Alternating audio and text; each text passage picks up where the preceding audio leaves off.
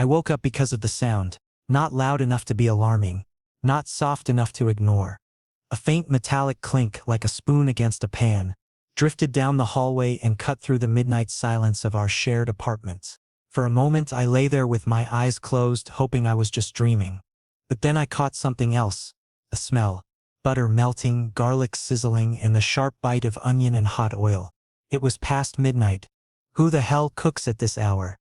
I pushed the blanket aside and sat up, heart pounding for reasons I couldn't name. Maybe it was irritation. Maybe curiosity. Maybe something deeper. Something I'd been trying not to name ever since I moved in with him. The floor was cold beneath my bare feet as I walked toward the faint glow spilling from the kitchen. My throat felt dry, my body heavier with every step, like I already knew what I was about to see, and it was pulling me forward whether I wanted it or not. The kitchen door was half open.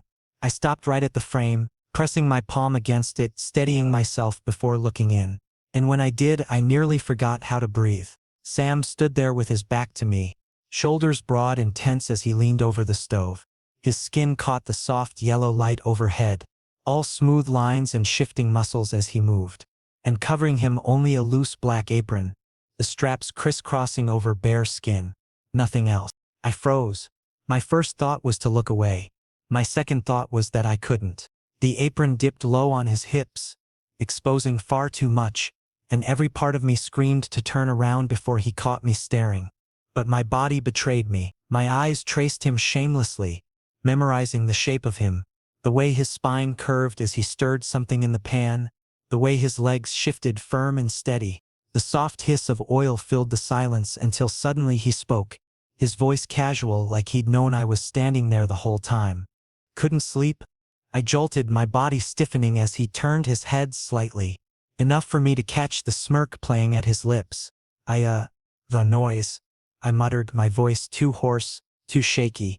Sam raised an eyebrow, lips quirking higher. Noise? That's how you describe my cooking. Harsh. Heat flushed up my neck. I stepped inside, trying to pretend this wasn't insane, trying to ignore the fact that I was staring at my roommate half naked in the middle of the night like some creep. Most people don't decide to fry onions at 1 in the morning. I shot back, hoping sarcasm would save me, but he only chuckled, a low warm sound that vibrated straight through me. Midnight cravings, he said easily, tossing a pinch of salt into the pan. Sorry if I woke you. I slid onto the chair at the small dining table, folding my arms over my chest to look casual, though my pulse thudded in my ears. You live dangerously. Our smoke alarm goes off if someone just thinks about cooking. Sam grinned at that, glancing over his shoulder at me, and I wished he hadn't. His eyes caught the light, a sharp blue that always seemed to see more than I wanted him to. And now, paired with that smirk, paired with bare skin and the faint gleam of sweat at his temple, I felt my chest tighten painfully. He turned back to the stove, and I was grateful for the chance to breathe. But then the apron shifted as he leaned forward, sliding slightly to the side and exposing the curve of his collarbone. My eyes locked there, unwilling to move. I dragged my gaze away, staring hard at the tabletop. It didn't matter. I could still feel him, every inch of him, like the heat radiating from the stove was also radiating from him, wrapping me in something I couldn't escape. You look tense, he said after a moment, his voice light, teasing. Want a bite? Might calm you down. Before I could protest, he plated the food and set it in front of me. A golden omelet, fluffy and steaming, the butter's sheen catching the dim light. He slid into the chair across from me, folding one leg up like he owned the space, like he wasn't wearing nearly nothing. Go on, he urged, eyes fixed on me. I picked up the fork slowly, too aware of his gaze, too aware of how close we were. The first bite was good, rich, comforting, the kind of food that tasted like home. But it wasn't the flavor that unsettled me. It was the way he watched me eat, his lips curving as if my reaction mattered more than anything. Well, he asked softly. It's good, I admitted, my voice low. Sam's smirk softened into something quieter, something almost vulnerable. Then it was worth waking you. I blinked at him, my stomach tightening. He looked away quickly as if he hadn't meant to say that, as if the words had slipped out. Silence stretched between us, heavy and charged. until all I could hear was the sound of his breathing and the pounding of my own heart. I put the fork down before my hand gave me away. My throat felt tight like I'd swallowed something sharp. He leaned back in his chair, stretching slightly, the apron tugging dangerously at its knot. Every nerve in my body screamed with awareness, but I forced myself to look calm, to play it safe. "You're insane," I muttered, trying to break the tension. Sam chuckled again, softer this time. "Maybe, but you stayed." And with those words something in my chest gave way. A small crack but deep enough to know there was no going back.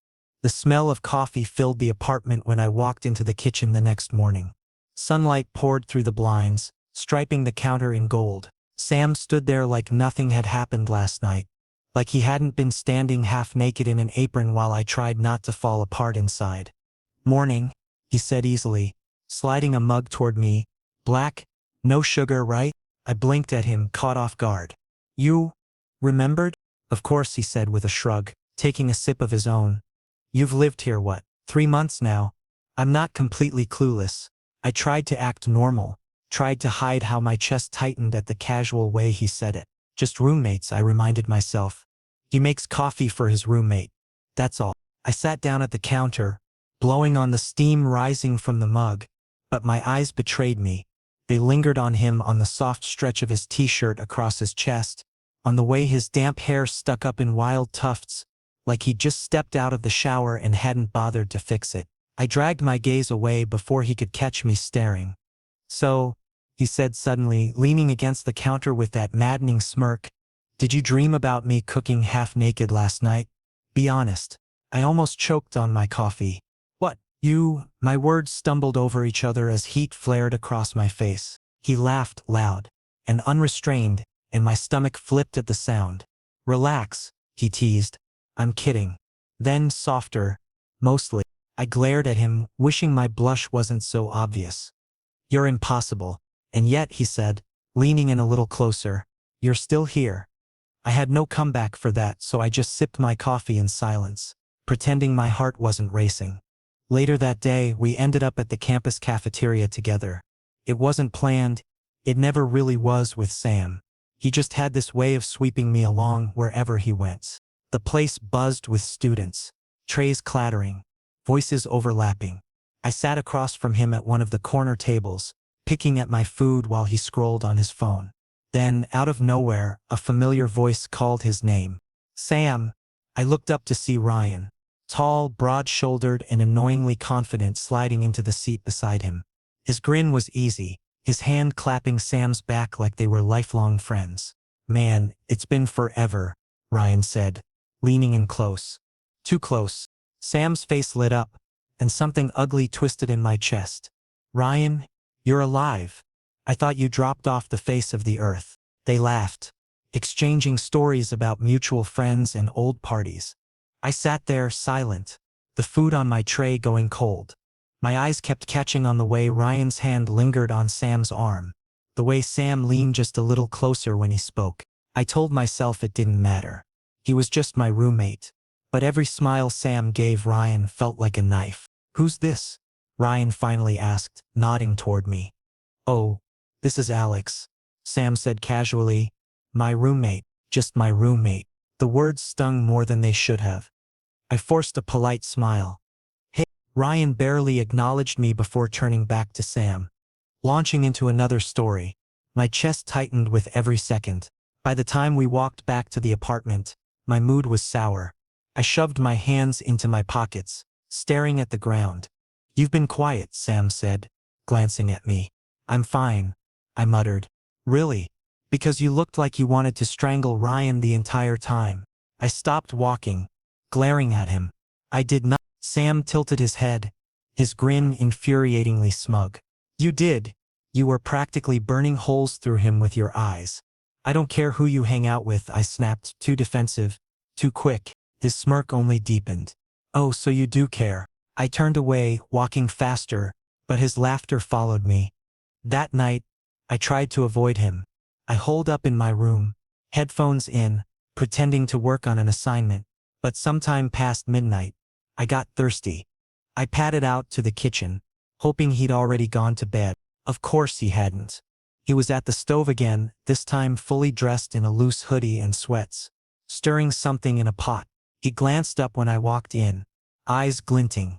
Well, look who decided to grace me with his presence. I rolled my eyes, grabbing a glass from the cabinet. You cook at the weirdest hours. Maybe, he said, but at least I share. He nodded toward the pot. Want some? I hesitated, then sighed. Fine. He ladled soup into a bowl and set it in front of me, sliding into the seat across from mine. For a moment we ate in silence. Then he leaned forward, eyes locked on mine. You glare at me like you own me, he said softly, his tone different this time. Not teasing, not mocking, just direct. I froze, spoon halfway to my mouth. Don't flatter yourself, I managed, my voice unsteady. His lips curved but his eyes were serious. He leaned closer, his voice dropping to a whisper. Then stop looking at me like that. The air between us tightened, heavy, electric. My chest felt like it was going to burst. I dropped my gaze, pretending to focus on the soup, but his words echoed in my head, over and over, refusing to let me breathe. I should have expected it. Sam was never the type to sit still, never the type to keep his attention in one place for too long. He lived like the world belonged to him, fast, loud, reckless. And maybe that's why it hit so hard when I walked into the apartment one night and smelled a perfume that wasn't mine. Sweet, floral, cloying, it clung to the air like a taunt. I froze at the door, my keys still in my hand. The faint sound of laughter, his laughter, echoed down the hall. I stood there, heat crawling up my neck, my chest tightening until every breath felt like a punishment. I wanted to turn around to leave, but my legs carried me forward, dragging me toward the living room. And there he was, Sam, standing close to a girl whose name I didn't know. She leaned against the counter, smiling up at him like he was the center of the universe. And maybe he was. He grinned back, leaning close, his voice low in her ear. My stomach twisted so violently I thought I'd be sick. He looked up and spotted me. For a second something flickered across his face. Surprise. Maybe guilt. But then it was gone, replaced by the same casual mask he always wore. Hey, he said, like nothing was wrong. This is Jenna. Jenna, my roommate Alex. Roommate. Always just roommate. Hi, Jenna said politely, offering me a small smile before turning back to him like I didn't matter. I muttered something that could have been a greeting, but I didn't hear my own voice. I couldn't hear anything over the pounding in my ears. My fists clenched at my sides, nails digging into my palms. I turned away before I did something I'd regret, retreating into the kitchen. The perfume followed me like a ghost. I opened the fridge just to have something to do, but my vision blurred, my throat tight. Moments later Sam walked in, shutting the door behind him. What's your problem? He asked, voice low but sharp. My problem? I snapped, slamming the fridge shut. You bring random girls home like this is a hotel and I'm the problem? His eyes narrowed. You don't get to dictate what I do. It's my life, Alex. The words stung, but I couldn't stop. Do you even realize how? I broke off, my voice shaking too much to finish. Never mind. He stepped closer, jaw tight. You're just my roommate. Stop acting like you're something else. The words cut deeper than I could have imagined. My chest felt like it cracked open, raw and hollow all at once. My mouth went dry, and for a moment I couldn't speak. I stared at him, blinking hard, refusing to let the tears spill. Finally I whispered, right, just your roommate. Something flickered in his eyes again, but he didn't take it back. He just turned, leaving me standing there with the perfume still hanging in the air, heavy and suffocating. I locked myself in my room, the silence louder than any fight we'd ever had. I sat on the edge of my bed, my head in my hands. The words replayed again and again, taunting me. You're just my roommate. I hated how much it hurt. I hated how small it made me feel.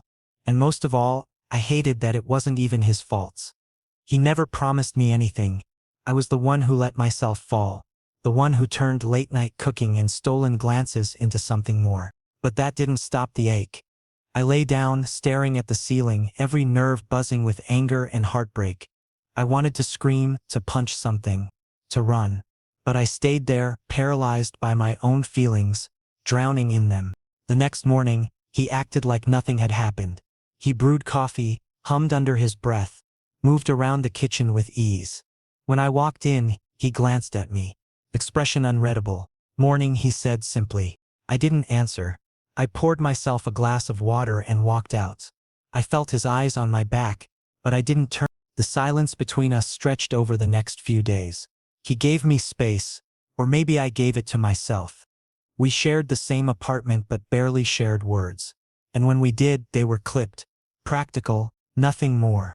But it didn't help. The distance didn't heal anything. It only made the ache sharper, the loneliness heavier. I caught myself remembering the first night I saw him in the kitchen, apron tied loose, skin glowing in the low lights. How his smirk had softened into something tender when he said it was worth waking me. That night, it felt like the start of something. But now it felt like a cruel joke. One evening I passed by his room and heard music playing softly. I almost knocked. My hand hovered over the doorframe, my body desperate to close the gap. But his words echoed again. You're just my roommate. My hand dropped. I walked away. Days blurred, nights dragged. I told myself I didn't care, that I could live with the distance, that I didn't need him. But the lie burned in my chest. Because every time he laughed in the living room, every time he hummed in the shower, every time I caught a glimpse of his reflection in the window, I felt it. That pull I couldn't explain. That tether I couldn't cut, no matter how much I wanted to. The breaking point came late one night. I walked into the living room to grab a book I'd left on the couch, and there he was, sprawled out, half asleep with a textbook on his chest. His hoodie had slipped off one shoulder, his hair falling into his eyes. He looked so unguarded, so human, so him. And I hated him for it. I hated that even after everything. Even after his words had gutted me, I still wanted him. I stood there for too long, just watching him breathe, until my chest hurt with the weight of it. Then I turned, retreating to my room, whispering to myself the lie I didn't believe. He doesn't matter. But he did. He always did. The blackout happened suddenly. 1 second, I was hunched over my laptop, the blue glow of the screen keeping me company in the silence. The next, everything went dark.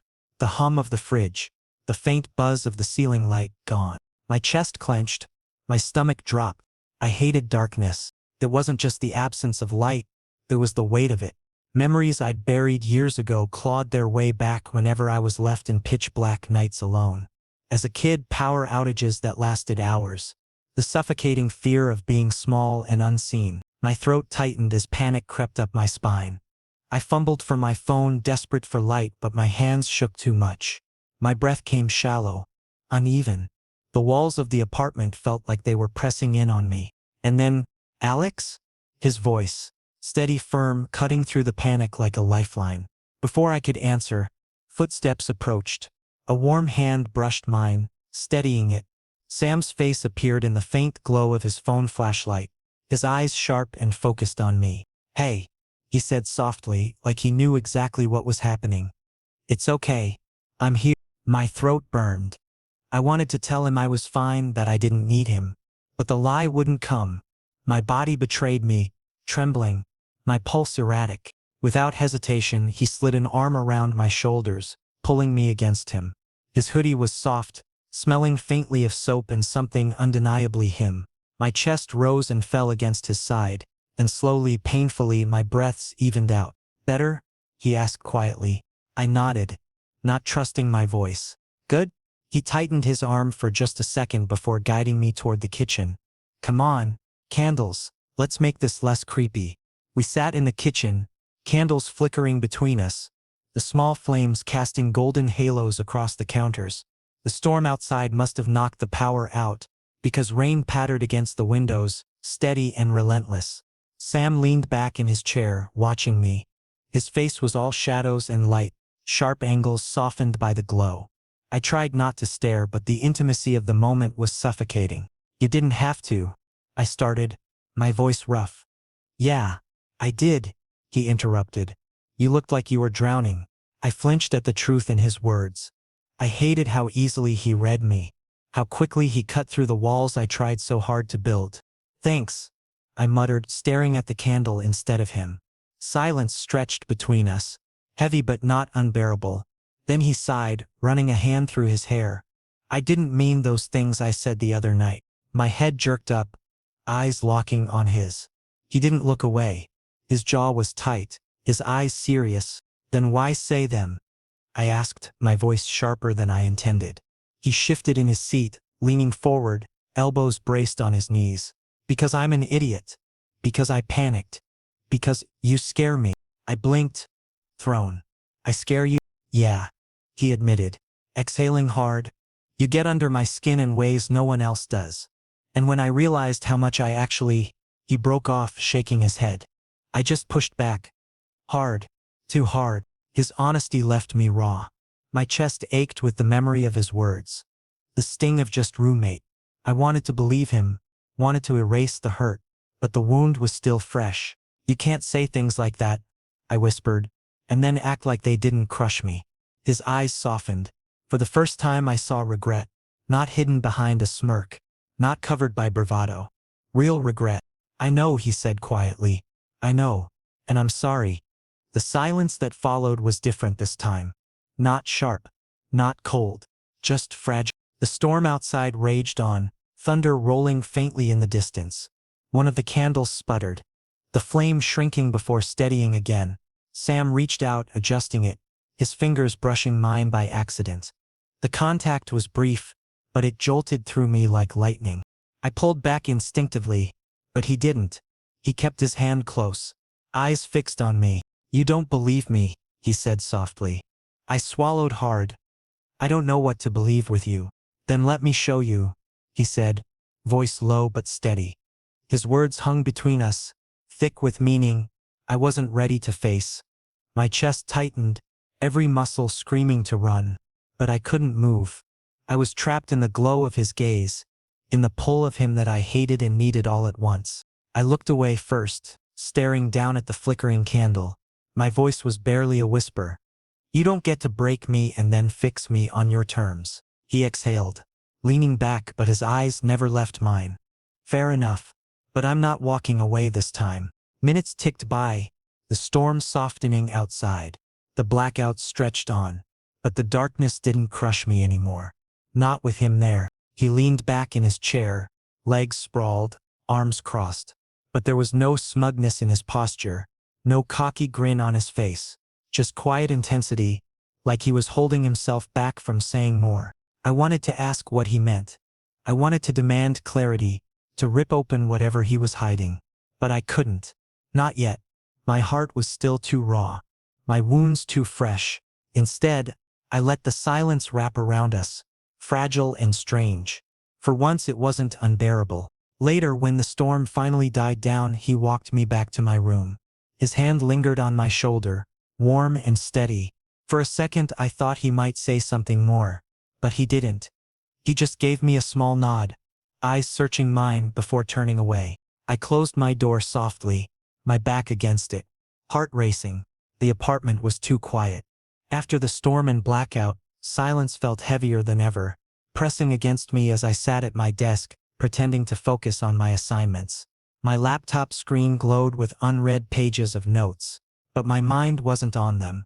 It hadn't been for days. It was still on him. On the way he'd pulled me out of panic like it was nothing. On the way he'd whispered, I didn't mean those things. On the way his regret had looked so real in the candlelight that for a moment I almost believed him. But belief was dangerous. I knew that belief made you vulnerable. I leaned back in my chair, rubbing my eyes, trying to shake the thoughts. That's when I heard it. A soft knock. I turned, and there he was. Sam stood in the doorway, hoodie loose on his frame, hair messy, eyes tired but focused. He didn't wait for me to invite him in. He stepped inside, closed the door behind him, and sat on the edge of my bed like he belonged there. Can't sleep? I asked, my voice too soft. He shook his head. Not really, been thinking too much. I hesitated, then closed my laptop, giving him my full attention. About what? His lips curved in a humorless smile. About that night, the blackout. The things I said before. My throat tightened. Sam.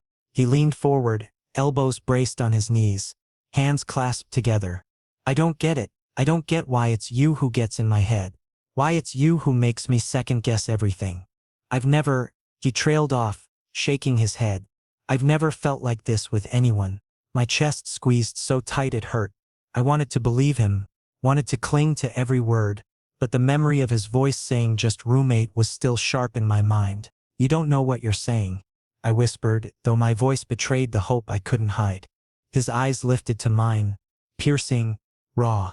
I know exactly what I'm saying. You don't know what you do to me. The room tilted. My pulse thundered.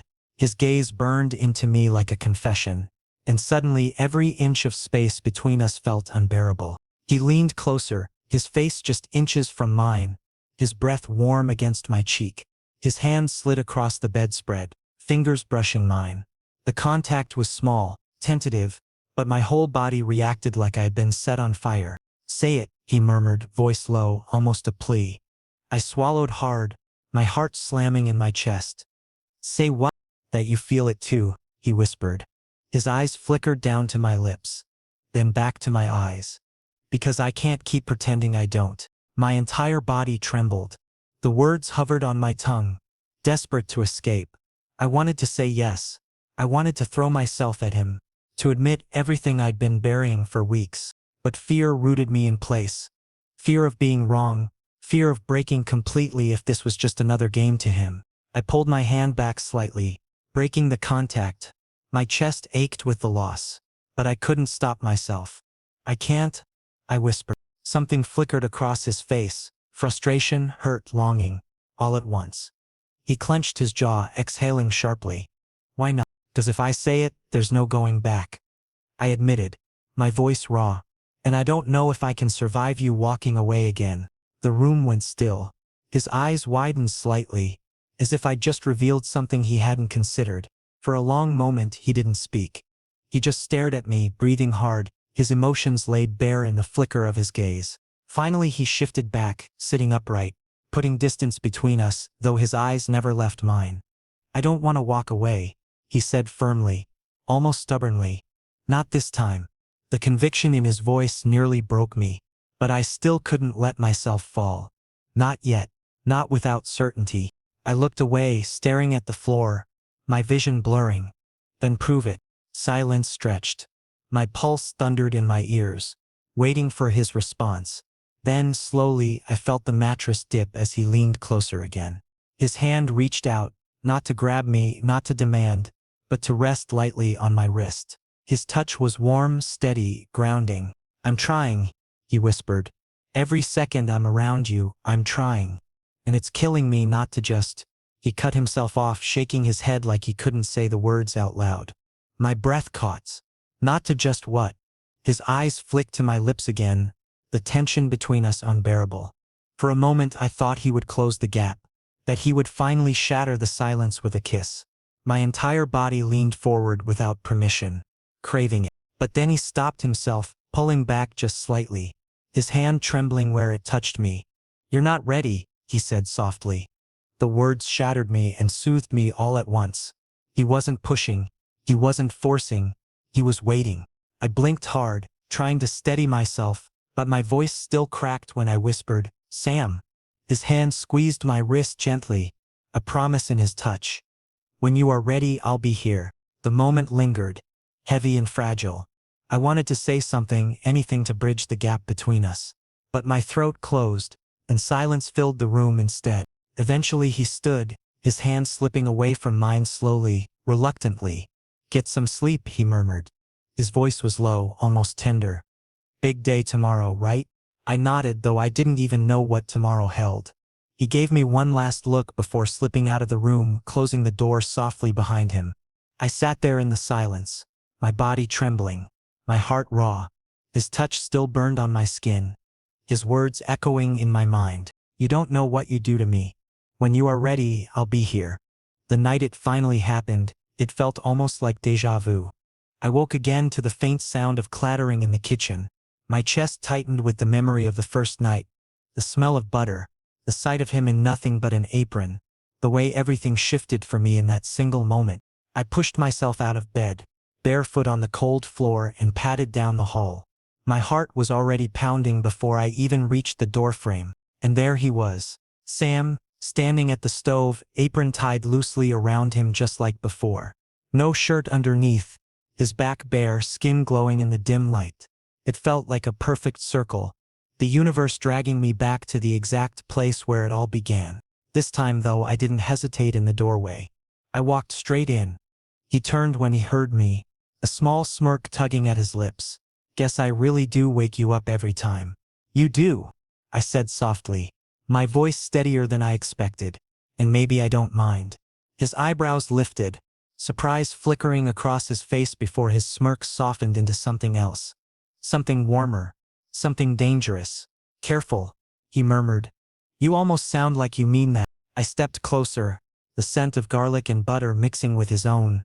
Soap, heat, something uniquely him. My pulse roared in my ears. "What if I do?" He froze, eyes locking onto mine. For a long moment the air was thick with everything unsaid, everything we'd buried under banter and harsh words. His jaw tightened, like he was holding himself back. Then he whispered, "Say it again." "I mean it," I said, louder this time, my voice breaking open. "I can't pretend anymore, Sam. I want you." The silence after my confession was deafening. My heart pounded so hard I thought it might break free from my chest. He stared at me, unreadable, his hands clenching at his sides. Then slowly he reached up and tugged at the knot of his apron. The fabric loosened, slipping slightly, revealing more of him, his chest rising and falling with every shallow breath. His voice was low, steady, but his eyes burned. "Then take me as I am." My breath caught. For a moment all I could do was stare, overwhelmed by the weight of the moment. Every fear, every wall, every doubt I'd clung to crumbled beneath the gravity of his words. I stepped forward, closing the space between us until I could feel the heat of him, until our breaths mingled. My hand lifted almost without thought, trembling as it touched his chest. His skin was warm, his heartbeat steady against my palm. "Sam," I whispered, my voice breaking. His hand covered mine, firm, grounding. His eyes searched mine with an intensity that made my chest ache. "No more running. No more lies.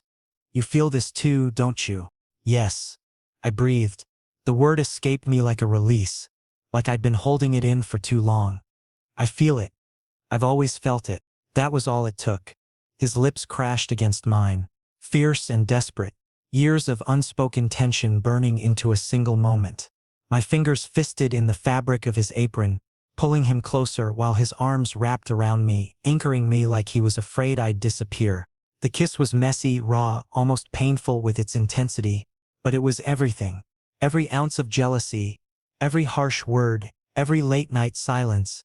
It all poured out between us. When we finally broke apart, gasping for air, his forehead rested against mine. His voice was rough, broken. "You have no idea how long I've wanted this."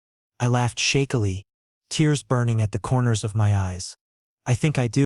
Later, we ended up on the couch, tangled together, the storm outside replaced by quiet stillness. His arm was slung around my shoulders, his hand drawing lazy circles on my skin. I leaned into him, my body finally relaxing for the first time in weeks. "I meant what I said," he murmured, his lips brushing the top of my head. "No more roommate tag. No more pushing you away. You're mine now." The words should have scared me. They should have felt like a chain. But instead they felt like freedom. Like the thing I'd been craving all along. I tilted my head up, meeting his eyes. "Then don't let me go." He smiled. Not a smirk, not a mask, but a real smile. Soft and unguarded. "Never." Morning came, sunlight spilling across the room. I woke tangled in him, his arm heavy across my waist, his chest warm against my back. For the first time in forever I didn't dread waking up. I turned slightly, watching him sleep. His features softened, vulnerable in a way he never let anyone see. My chest ached with how much I wanted him. How much I already needed him. He stirred, eyes blinking open, catching me staring. A slow grin spread across his face. "Creep," he muttered, voice thick with sleep. "Shut up," I said, blushing.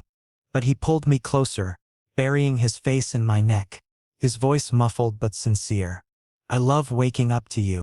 The words stole the air from my lungs. My heart pounded, my body freezing. Did he mean it? Was it real? Before I could ask, he pressed a soft kiss to my skin, whispering again, "Mine." And in that moment I knew. Whatever came next, doubts, fights, storms, we'd face it together.